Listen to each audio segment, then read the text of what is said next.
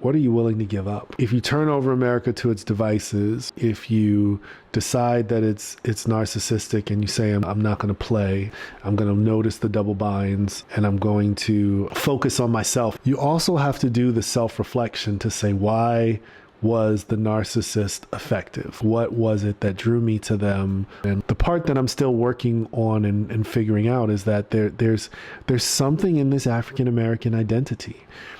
I think about, as a child of God, I need to be able to give up any identity that is not the one that God gave to me.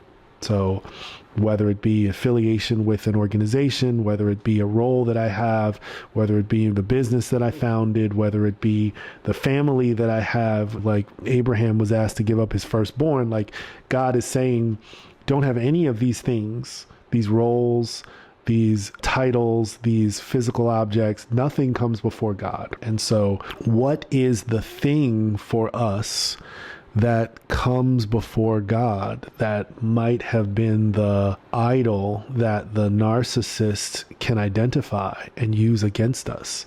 And honestly, I think that is the African American identity, the solidarity of identifying with your blackness. And I want to be very clear that there is a very strong historical precedent as to why that is. When you forget to be connected to your community, you are weaker, and the tactic of the enemy has largely been to take a few people and give them some sort of benefit and then get them to turn on their community. It is why there are special phrases for African Americans or other members of certain communities that turn against their community. And I don't mean giving up the solidarity, but I do mean what might be the unwillingness that is keeping us stuck in this abusive relationship.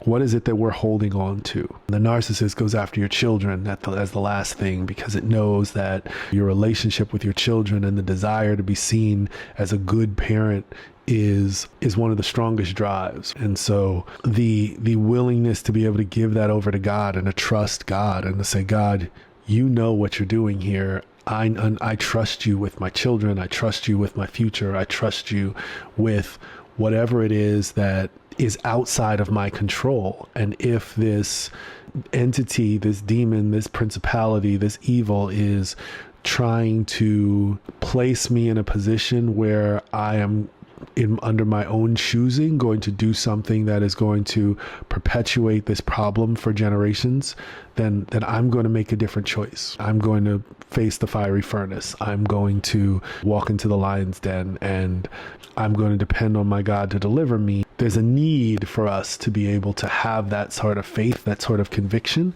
And I really thought about, like, what the Israelites did was they left. They didn't say, I'm an Egyptian American. I'm a Hebrew Egyptian, and my family has been here for 400 years, and those pyramids have been built by the bricks that my ancestors made, and you literally built your Egypt on the backs of my community, and therefore I have a right to aspire to be Pharaoh.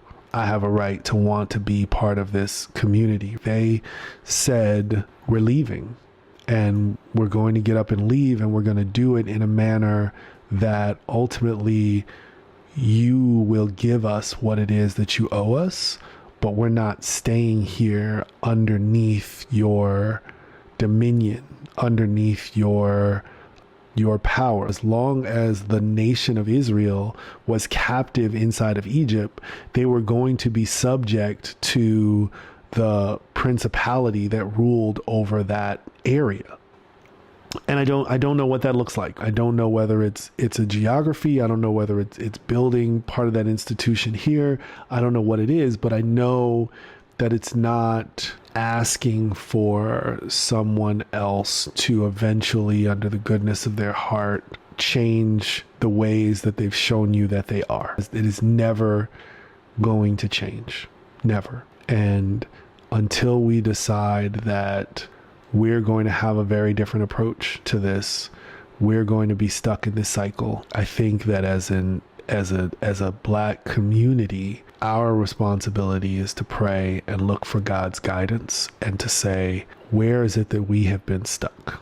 What is it that we need to lay down on the altar to be able to engage in a more effective spiritual battle that allows God to say, I hear the cries of my people, and they have tried to do this under their own power, and they've realized that they have reached the end of their own strength. And now they're crying out to me and saying, God, you are a God of mercy, and you are a God of justice, and you are a God of righteousness. And we are crawling out to you, and your word says that if my people who are called by according to my name shall humble themselves and pray, then I will hear from them from heaven, and I will heal their land.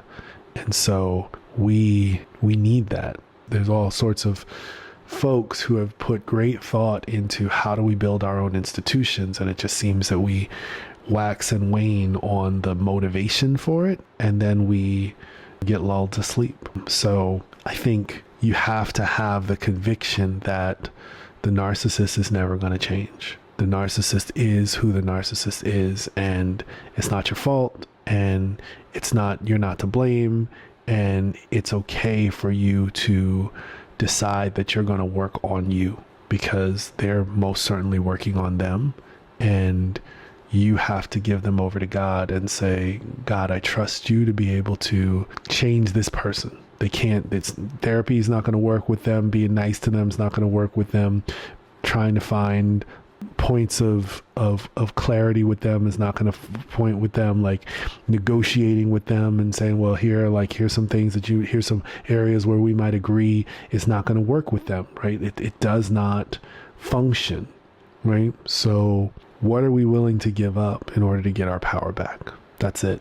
And my experience is you have to be willing to be stripped down to your core essence and then say, who am I now? Right? Who am I now if we walk away from the work that we put into this country? Who are we if we walk away from the idea that we've earned part of this prominence and we don't want to leave? We'd rather have the next 10, 12, 15 generations of our progeny deal with these same problems, right? Like, how long do we take this minimal infinitesimal progress and tell ourselves this story of this long journey that bends towards justice? And at what point do you just say, like, God, show me what your justice looks like, and I'm going to be brave enough to lay down and make whatever sacrifice is necessary in order to get there. So that's where I am on January 20th. So not focusing on the things that are happening externally, but focusing on the promises of God, the words that I've been given, the revelation that I've gotten, and the things that I've learned through this process, which is narcissists hate when you tell the truth. Narcissists hate when you step into your power as a child of God, that we are literally given the authority to be able to take the mantle of the previous children of God that are the Elohim that rule over the nations and redeem and reclaim them. And I think that redemption and reclaiming doesn't look like catering to somebody's wishes. It looks like standing on the principles and saying, like, there is a Pharisaic but a religious sect in this country that could use some honest revival and leadership in a way that reveals the areas where they may be compromised, but that finds areas where we also could all be aligned under the idea of children of God. And I think honestly that's the most promising way forward that I can see. But I can also see where there will be some things that we have to agree to compromise on, literally the way and the form of our worship. And maybe that's what God wants to see.